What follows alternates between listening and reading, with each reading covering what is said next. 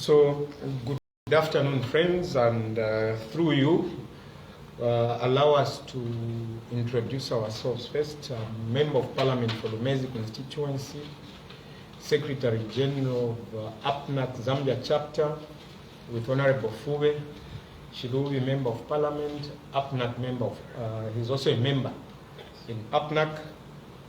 Colleagues, this press briefing that we're having is not going to be long. We want to communicate with our friends at Anti-Corruption Commission through you. And we hope that from here you can equally go and help us get a statement from the Anti-Corruption Commission. Remember, we've been consistent with the way the hunting concessions were handled.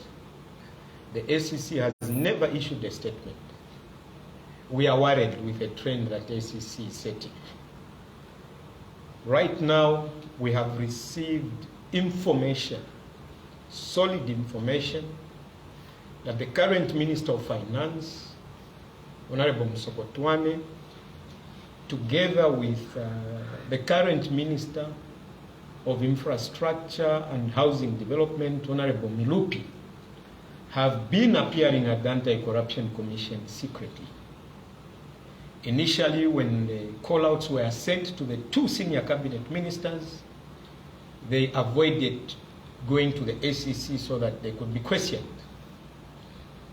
And our sources are telling us that they're being investigated for having received $250,000 each from a named firm. That money was through a bank transfer, and we know that State House is aware of this investigation, but we do not know why ACC is not updating the nation on where they are with the investigations.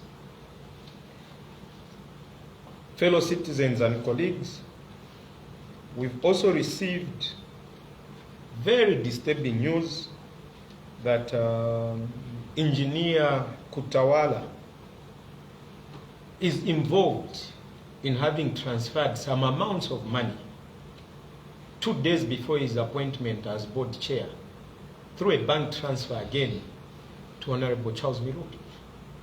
And the ACC are following up on this matter. He's also been appearing at the ACC, but they don't want it to be known to the public. We feel that the fight against corruption should not be done in secrecy. We as APNAC members and members of Parliament are supposed to, in fact, work hand in hand with the ACC. So we challenge the ACC to tell us why a matter that they've been handling for more than 2 weeks is not being availed to the public. Information is being guarded secretly. We don't know, maybe it's the reason that the board chair of the ACC today, in today's News Diggers tabloid, said in the next few weeks you'll be seeing the current corruption fight. But we demand that the ACC should come out clear on Honorable Charles Milupi and Honorable Musokotwane. If the ACC does not tell us where this money came from, we shall name the contractor who transferred that $250,000 to each one's account. We shall name the contractor. We have the information, but we are giving them a benefit of doubt to tell the Zambian people how far they have gone with the investigations. Fellow citizens, macro oceans that the government created has given the tolls to run on the Lusaka-Ndola dual carriageway is a special purpose vehicle that is not bringing a cent to the Zambian government. 90% of that road is being financed by the Zambian people. So what is this SPV, macro oceans? saving? Whose interest is it saving? A normal PPP project would have demanded that money from NAPSA, workers' compensation, goes to National Road Fund, and National Road Fund collects the toll fees. That was going to be the normal approach. These macro oceans, what is it that they're bringing on the table? Who are they? Are they the ones that transferred the money? ACC should come out clear on this matter. If they don't, we shall go further to mention who released the 3 million kwacha over a certain new road that was done. That road is less than 1 kilometer. It's leading somewhere. And we know, again, Engineer Muchand Kutawala has a role to play. So we are asking the ACC to address the Zambian people on this matter without any delays. Information is filtering through, and the ACC should know that they're dealing with a well-informed citizenry. You cannot afford to hide information for more than 2 weeks. Thank you. Honorable Fuwe, do you want to say something? Yes. Building on what Honorable Munir Zulu said, corruption, as you may know, is petty. Corruption is also institutional. Corruption is also grand corruption. And given those definitions of corruption, the ACC is aware that corruption, their creation is to fight corruption to protect public resources. If by any chance such transfers happened, it means that the people would have received the money to perform a particular duty.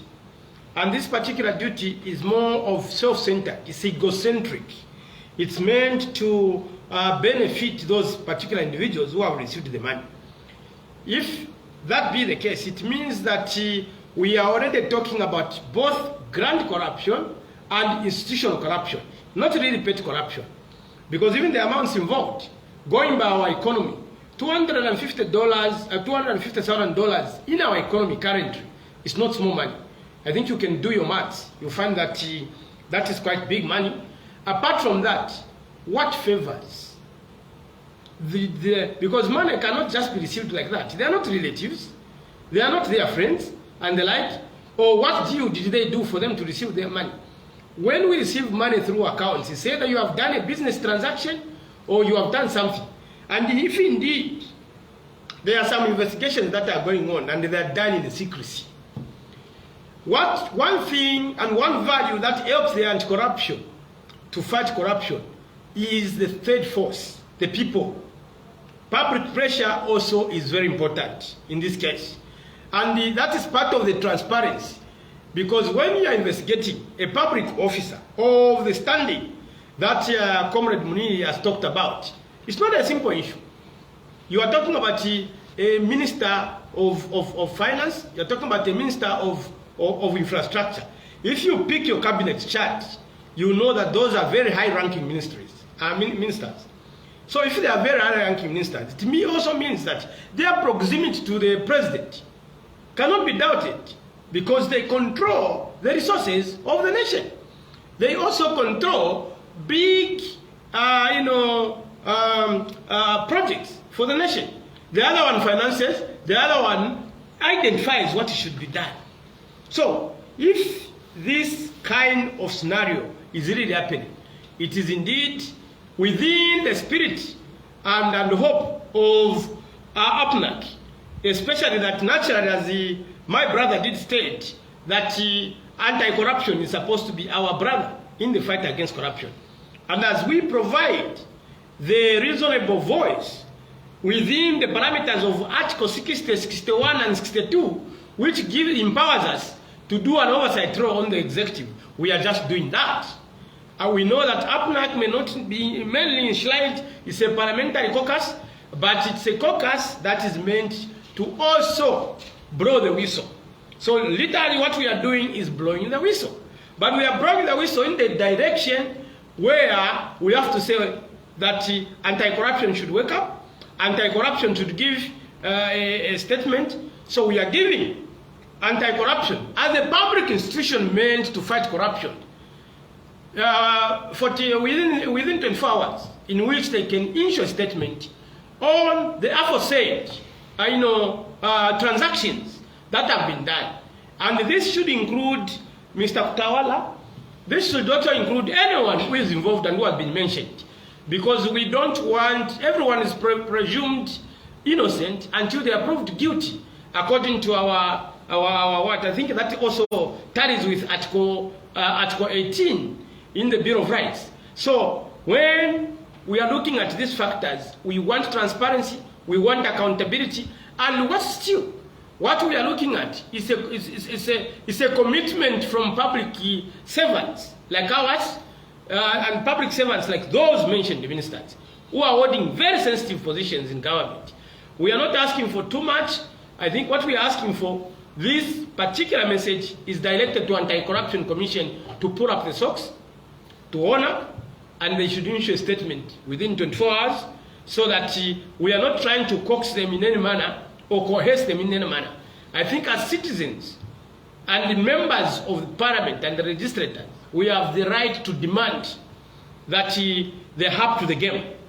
The same measures they use, expose for those that are actually operate for now the overbeaten process of crime. Let them use the same measure. In any case, this now involves direct transaction of cash. So if it involves direct transaction of money, we don't need to look and wait for the house to be built. That's when we are going to pounce on that house. This one, possibly, I don't want to talk about different kinds of evidence. Comrade Munir is likely to blow the whistle that have gone legalistic. But what it is that we demand for transparency from the anti-corruption itself. Because it's a wing that we trust, it's a wing that we expect that it is going to expose abuse of public office.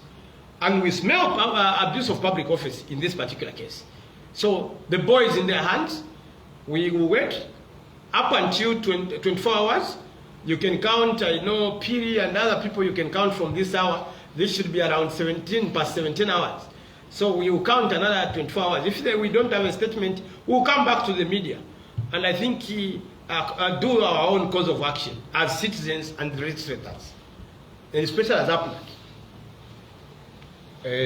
Just in conclusion, you see, this regime promised the Zambian people that anyone suspected of being involved in corruption, they will not be allowed to be in office. We want them to practice that which they preached before they formed government. The onus is on the Anti-Corruption Commission to tell the Zambian people the truth. They cannot afford to conceal this information for this long. We know the source of that money. Should ACC not tell us, we shall name the contractor. For now, help us to deliver this message to the ACC. Thank you.